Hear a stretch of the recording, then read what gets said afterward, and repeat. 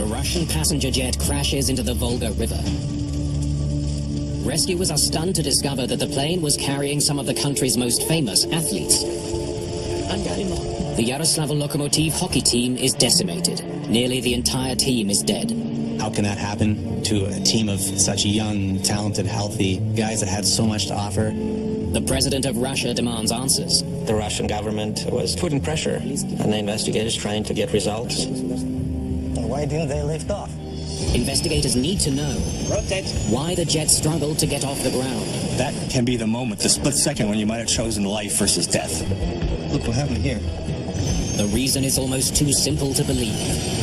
What are you doing?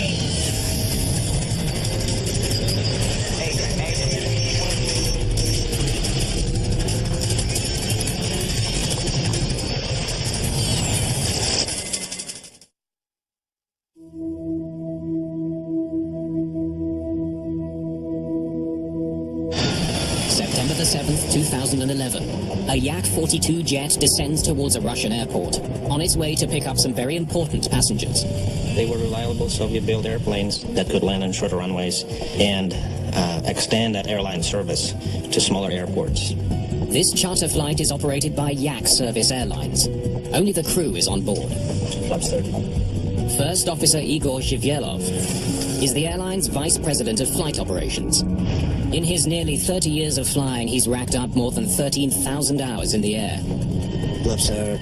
Beside him is Captain Andrei Solomentsev, one of his closest friends. Flight engineer Vladimir Matushin rounds out the three-man cockpit crew. You're down 3 green.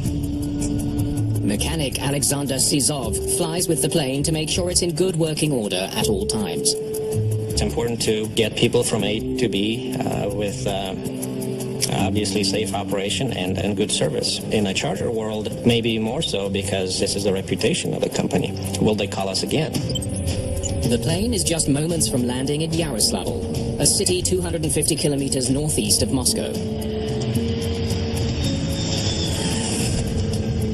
Touchdown into Yaroslavl. It was a little bit rough. Touchdown, bounce landing followed. A little hairy there. I must be nervous. The president may be watching. Yaroslavl's airport is under tight security. Some of Russia's top politicians are attending an economic forum in town. But it's not politicians who are preparing to board the plane. It is another prestigious group of passengers, the Yaroslavl Lokomotiv hockey team, one of the most beloved sports teams in all of Russia. Their fans were fantastic. They were loud in support of their team, and they let you know when you were the opposing team.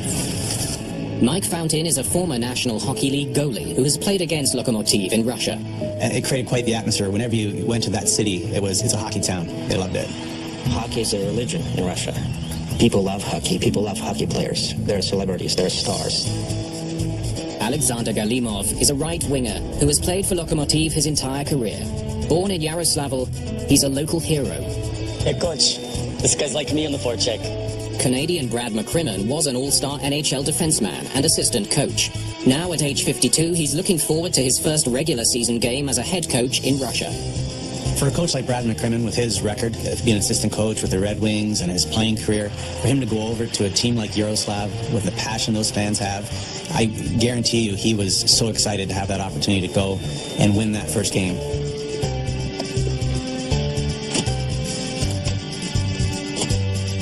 Some of Russia's best players are on this team, including team captain Ivan Kachenko. I had the opportunity to play against Ivan Tkachenko for many years. He's a fantastic hockey player, and he's one of those guys that was always in front of you in the game, always getting an opportunity to score. In the preseason, Lokomotiv has been on a hot streak, winning 7 of 9 preseason games. Fans believe this year they have a very good shot at winning the Gagarin Cup. They want you to win the championship. That cup is a big deal. Hungry? This year, we win it all. Really? Yeah. As a VP with the airline, First Officer Zhivyelov has managed to pull rank in order to fly with some of his heroes. For this flight, Captain Solomentsev will take the controls, while Zhivyelov handles the radio calls. The call sign to Noshna? Yaroslavl. Yaroslavl 42434. Request engine start. 42434, clear to start. The crew starts the Yak's 3 engines Start number 3. and adjusts the plane's stabilizer for takeoff. How much for you? 9? Maybe 8. 8.5. Laps and slats in position. The flight is bound for Minsk, 2 hours away in Belarus. For the players, it's the first of many flights they will have to make this season. The hockey players are the same over in Russia as North America. We've got the jokesters on the team. You've got the guys that will maybe sit in the corner, be a little more quiet. You've got the guys that maybe went out a little too much the night before and has a story for you. And it's kind of funny how that is an international thing. Checking the flight controls. Start complete. Thrust set. On September the 7th, 2011, just before 4 in the afternoon, the plane starts down the runway. Crew are taking off. V1 is 190.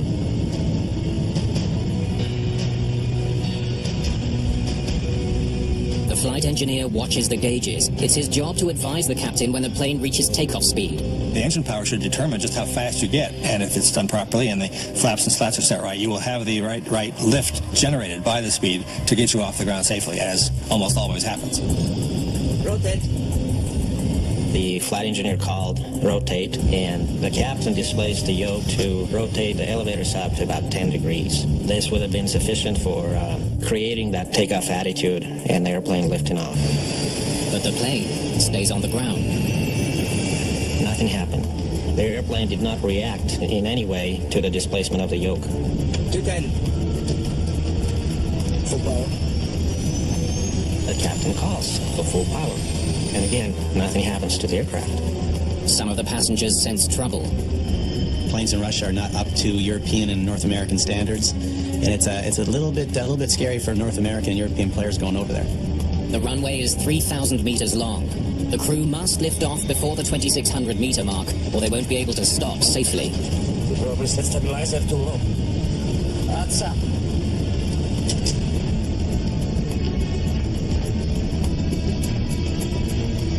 Adjusting the stabilizer doesn't help.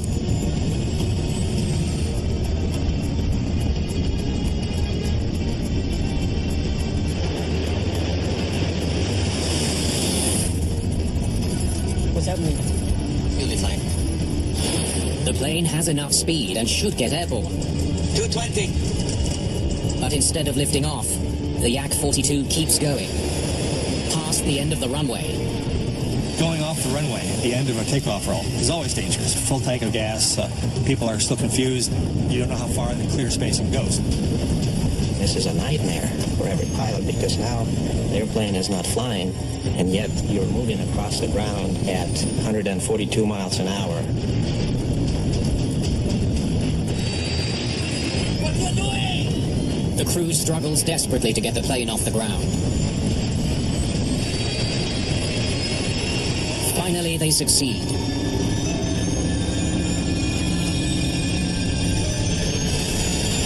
The plane is airborne, but not out of trouble.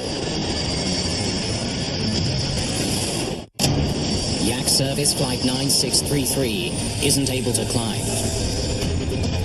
The pilots have lost control.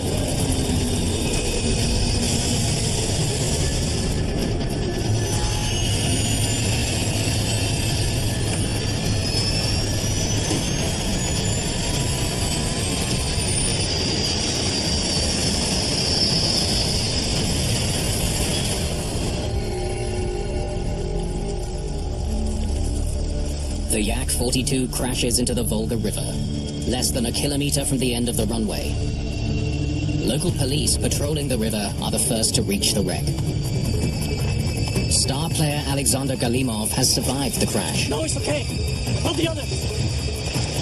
Mechanic Alexander Sizov is also alive. Over here! Help! Please! Rescuers are shocked to learn the plane was carrying some of Russia's most famous athletes. Thank you. I'm Galimov. Twisted wreckage burns near the river's edge. Witnesses record the horrific scene minutes after impact. Onlookers see no sign of more survivors through the thick black smoke. Dmitry Pushkov is a hospital pathologist who rushes to the scene. Когда мы прибыли на место When we происшествия, arrived at the crash site, the ground was burned black. выжжена, черного цвета, кругом Small pieces of wreckage and clothing fragments were everywhere. фрагменты одежды, And in the middle of the field, the bodies of the dead hockey players were stacked. тела погибших хоккеистов. The smell of kerosene was very strong. It tastes sweet. I'll remember it forever. Навсегда мне запомнится это. Within hours, Russian investigators are also at the scene. They must figure out what caused this accident. Excuse me. We'll be taking charge here now. James Oberg is an aviation consultant and former NASA engineer. The investigation team had a lot of experience, sadly, because there have been many accidents. But that experience, as it turned out to be critical to actually finding the cause of this particular accident. Their first challenge is to secure the site. Get these people out of here. В городе уже узнали про трагедию. News of the tragedy spread through the city, and fans as well as regular people wanted to see. Увидеть, Few could believe it, so they wanted to see what happened and say goodbye общаться to the hockey players.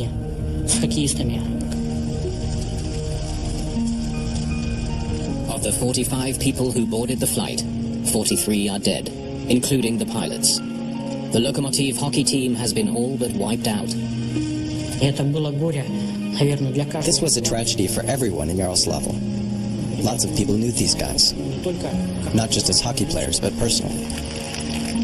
That's why everybody took this loss very hard. просто очень тяжело все переносили эту утрату. Hungry? Alexander Galimov and the mechanic Alexander Sizov are the only two survivors. They are both put into medically induced comas. I knew that once I checked the players list, I knew I would know players on that team, and it was a tough feeling. Around the world, there's shock at the news. This is one of the biggest tragedies in the history of sport. I think the reaction across the world was first of shock, disbelief. How can that happen to a team of such young, talented, healthy, good family guys that had so much to offer? Fans are stunned when a grim announcement interrupts the Continental Hockey League's season opening game. Игроки просили принести вам извинения, что они не видят в такой ситуации возможности. The president of the KHL actually stopped a game that was in progress after he heard about the accident, which was a very touching move. More than 20 people saw the plane's failed takeoff attempt. So what happened? Because the team is so well loved, everyone wants answers. Investigators focus in on a key question. Why couldn't the Yak-42 lift off the runway? 3 factors are essential for takeoff. First is engine power. You need enough thrust to reach takeoff speed. Second is lift. The wing flaps must be properly extended to increase aerodynamic lift. And finally, to achieve the proper angle, the plane's horizontal stabilizer must be angled, putting downward force on the tail and lifting the nose. The investigators examined the wreckage looking for anything that might reveal if the plane was not properly configured for takeoff. Well, looks like flaps were set at 20. On your way down the runway, if your flaps and slats aren't set properly, you may get too much drag. It's a sweet spot of settings, and they have to be in that region. If they are beyond that region, they will not do what you want. In fact, they'll do things you don't want. The flaps on the wings seem to be correctly extended for takeoff. On the tail, the horizontal stabilizer also appears to be properly deflected. It looks fine. Everything appeared to be normal in terms of the lift. Investigators find nothing to suggest the engines weren't providing enough thrust to get the plane off the ground. You would look at the settings of the engines, the quality of the jet fuel, and those are the things you would look at first, and they did look at them first. Confirmation of the engine performance can only come from the plane's flight data recorder.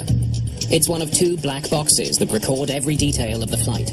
They may hold the key to understanding exactly what happened, but they've been submerged in the Volga River.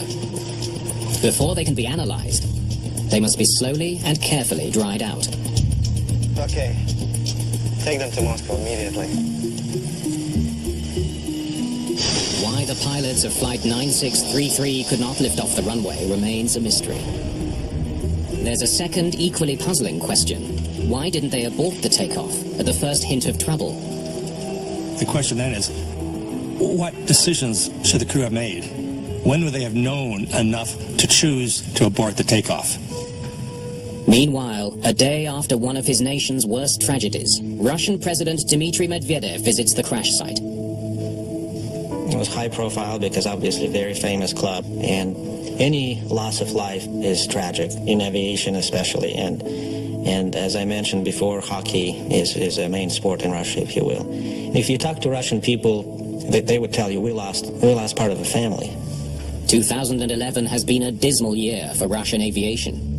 The Yaroslavl accident is the 8th fatal crash so far. Less than 3 months earlier, 47 people died near an airport 650 kilometers north of Moscow.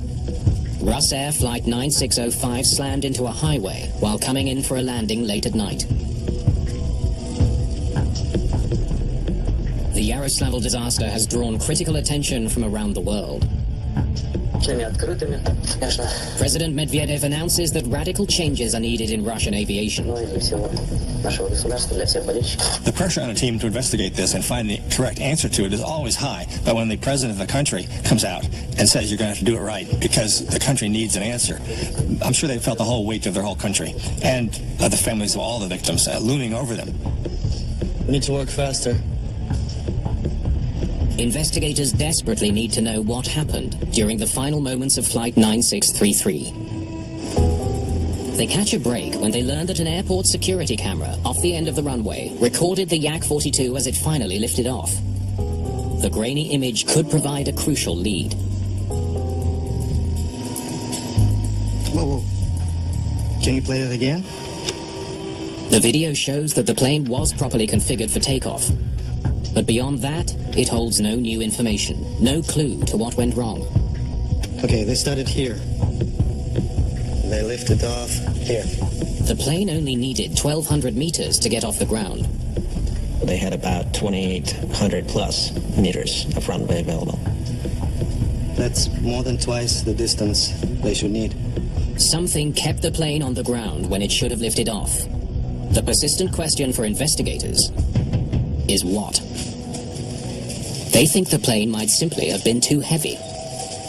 Aside from being harder to get in the air if you weigh more, and anything that weighs more is going to be harder to accelerate. It's a lesson that was learned nearly 9 years earlier in Charlotte, North Carolina. All 21 people aboard a commuter plane died when it crashed and burst into flames less than a minute after takeoff. The plane was 263 kilograms above the allowed maximum. Weight was also considered a key factor in the US Army's deadliest peacetime crash. On Arrow Air Flight 1285, the weight of 248 soldiers equipped with heavy gear was underestimated. Their DC-8 fell from the sky 900 meters beyond the end of the runway in Gander, Newfoundland. Everyone on board was killed.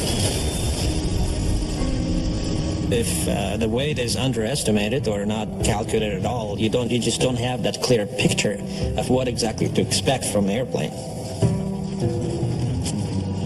They didn't know their weight. Concerns over the takeoff weight increase when investigators learned that Yak service had no scales for weighing baggage at Yaroslavl's airport.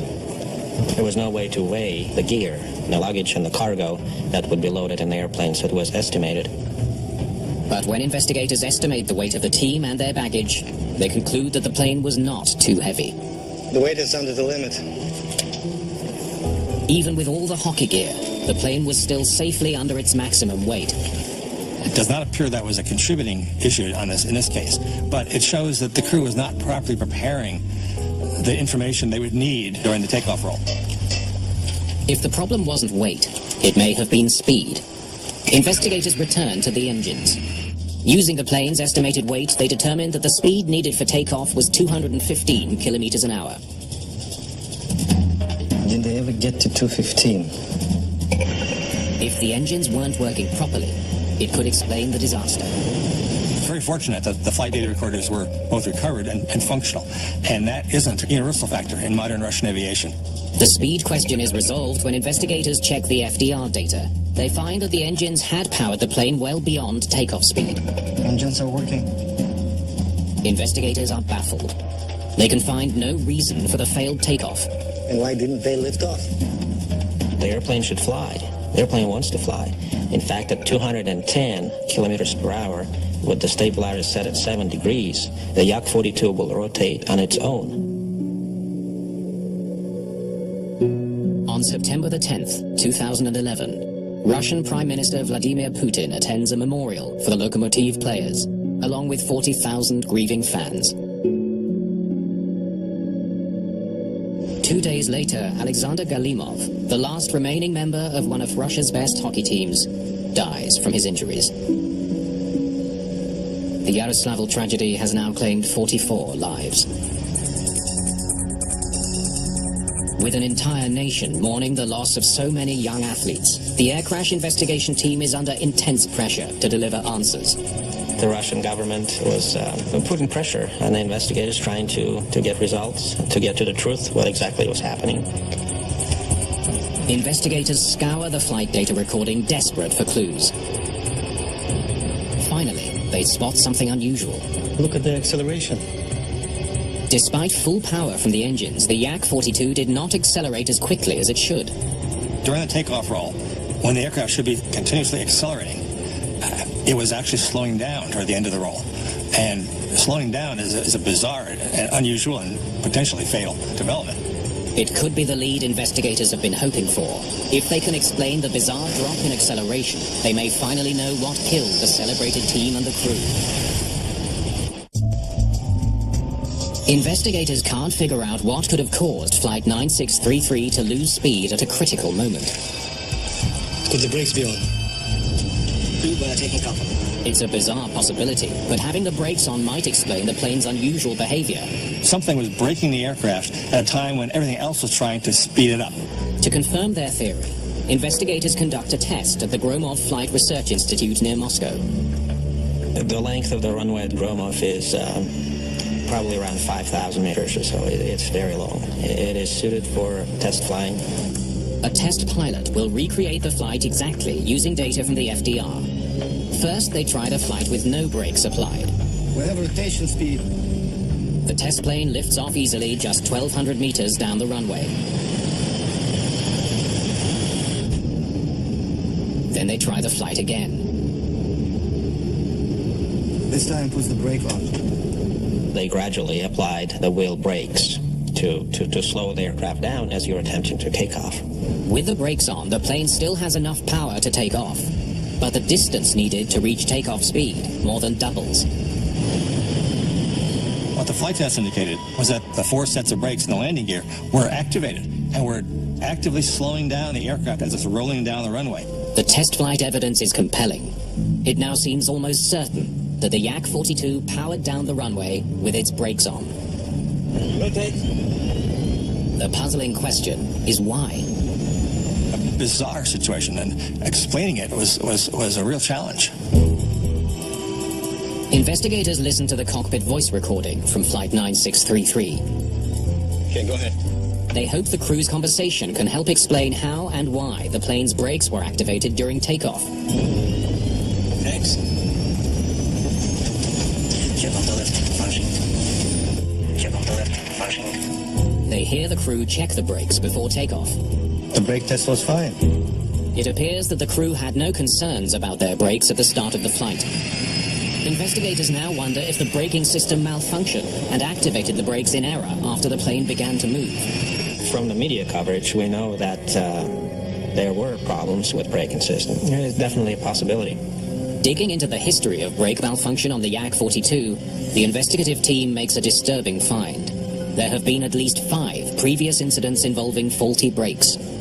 But things went really, really south after the collapse of the Soviet Union, and a lot of safety measures and normal training and talented people all went by the wayside.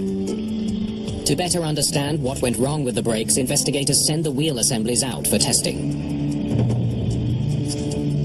While they wait for results, they shift their focus to another unanswered question. Why did they keep trying to get in the air long after? In hindsight, it was clear they should not have. Perhaps the cockpit recording will explain the crew's decision to continue their troubled takeoff.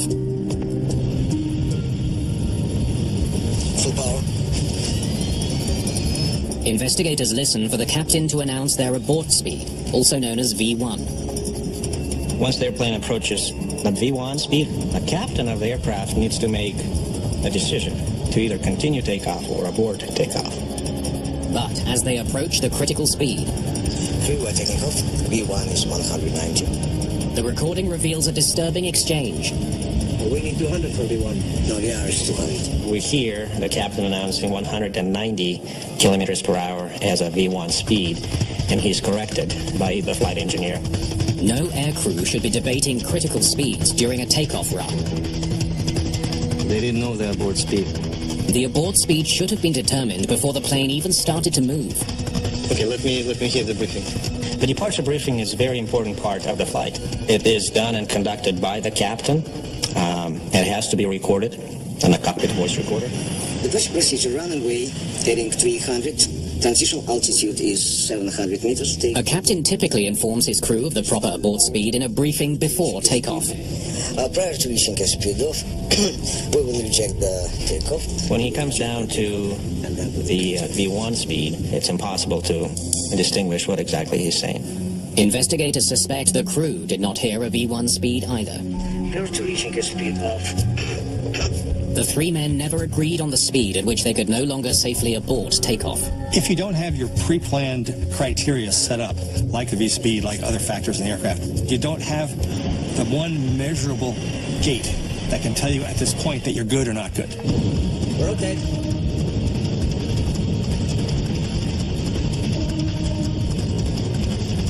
Had they rejected takeoff 3 to 5 seconds after attempting to rotate, they would have still stopped in a clear way, and everybody would have just walked away. Instead, they try to troubleshoot the problem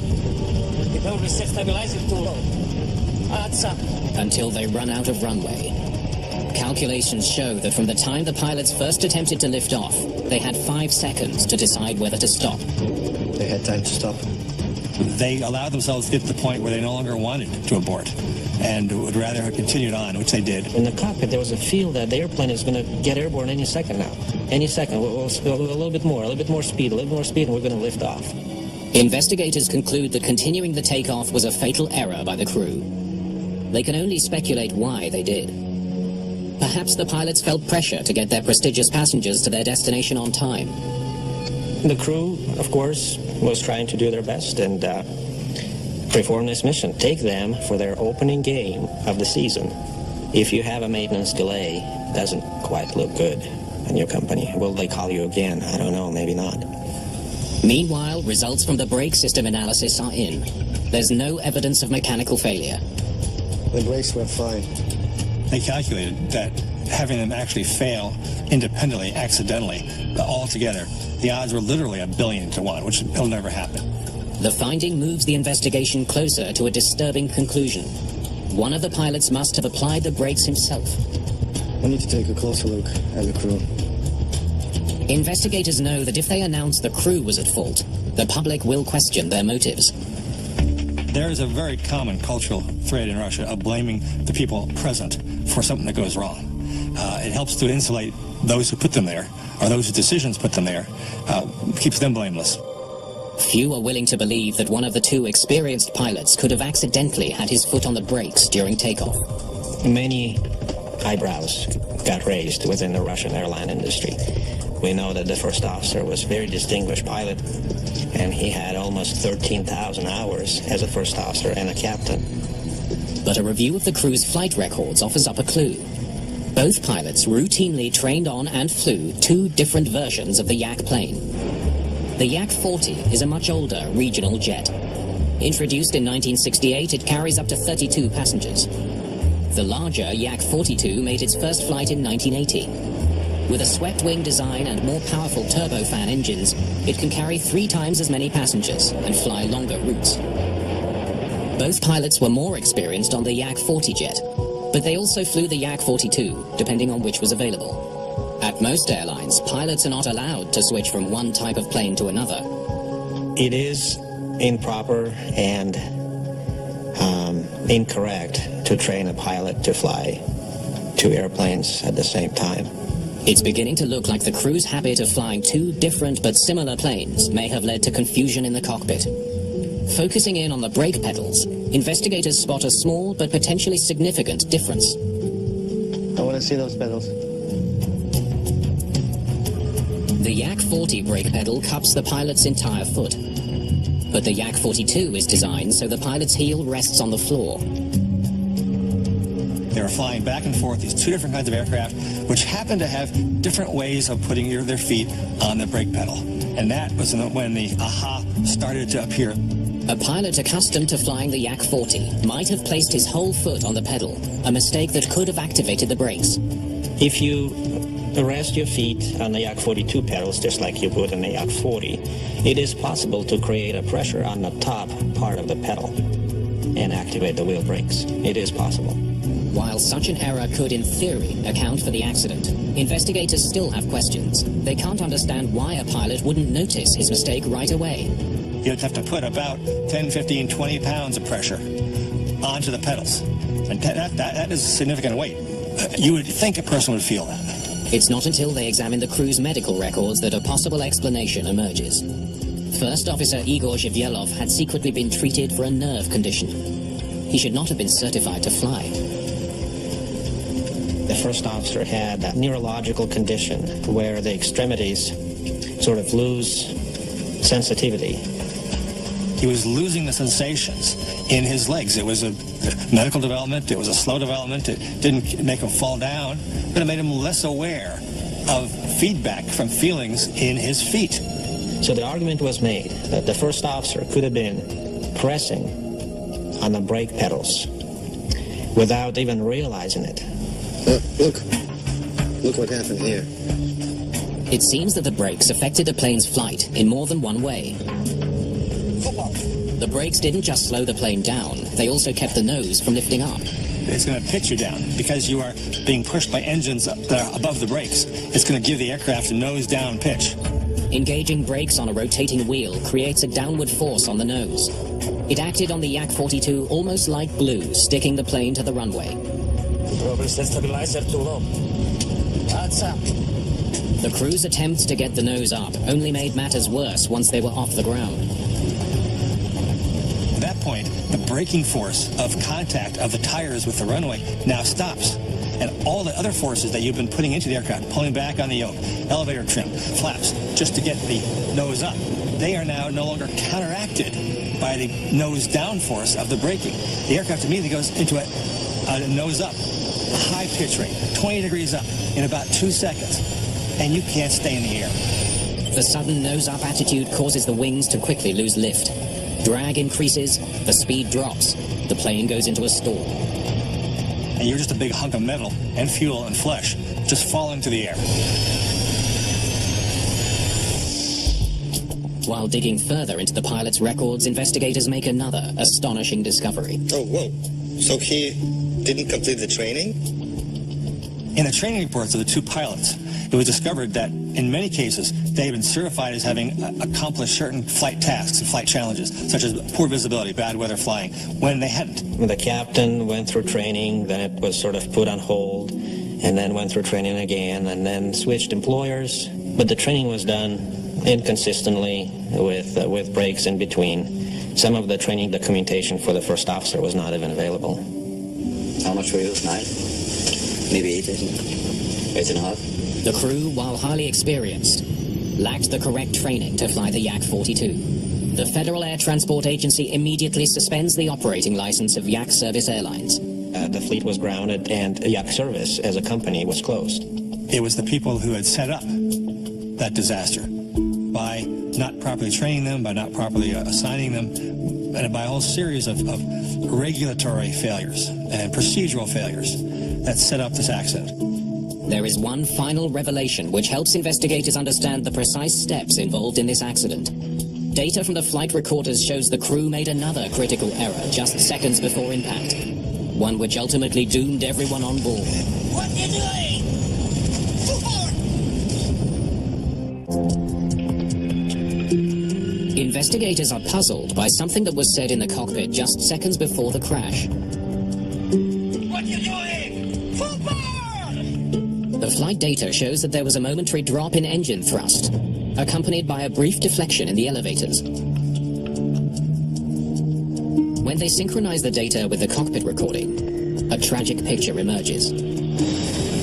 After rolling off the runway, the captain moves his controls to abort the takeoff. The flight engineer follows his lead and decreases engine power. The flight engineer thinks they have aborted. They are going to abort. He sees a clue from the action of the pilot on the yoke and puts the engine to neutral. Actually powers down the engines.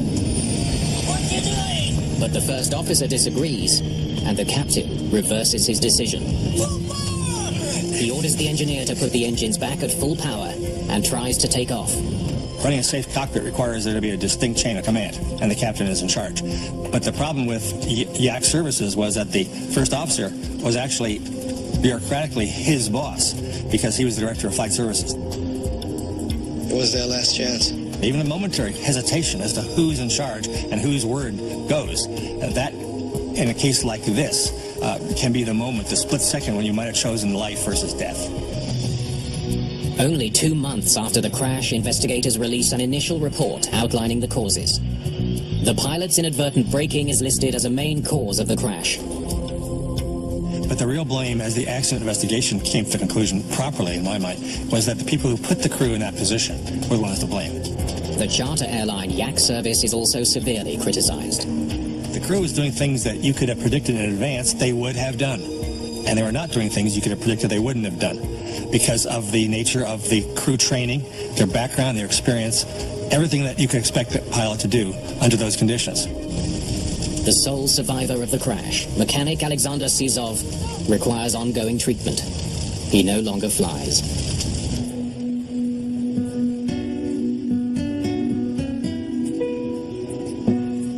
After suffering one of the worst tragedies ever in the history of sport, Yaroslavl Lokomotiv cancels their entire 2011 season.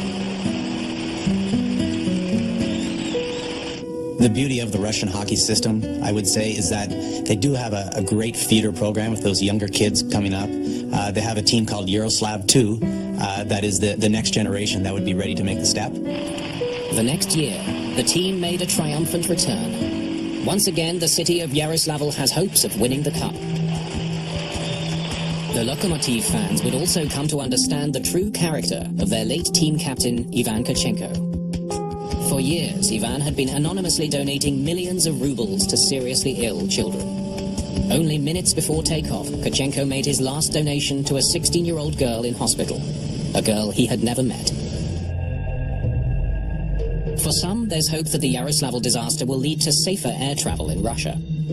Through my years of playing there, plane crashes were just, oh, Mike, it's Russia. That was the attitude of the players I played with and the organization. It's just Russia. And hopefully, unfortunately, a tragedy like this can hopefully maybe wake some people up. There is a push from the government to clean up the industry from the small operators that are not quite being controlled, if you will, or inspected properly on a regular basis. The crash of Flight 9633 shone a harsh spotlight on commercial aviation in Russia. Many in the industry believe that what's required now is a strong effort to maintain a culture of safety throughout the nation's aviation industry. There's hope we can establish control, but it requires constant vigilance. That's not something that procedures can fix. Only a cultural change can fix it. And getting that cultural change is devilishly difficult. But if you don't do it, then you pay a devil's ransom.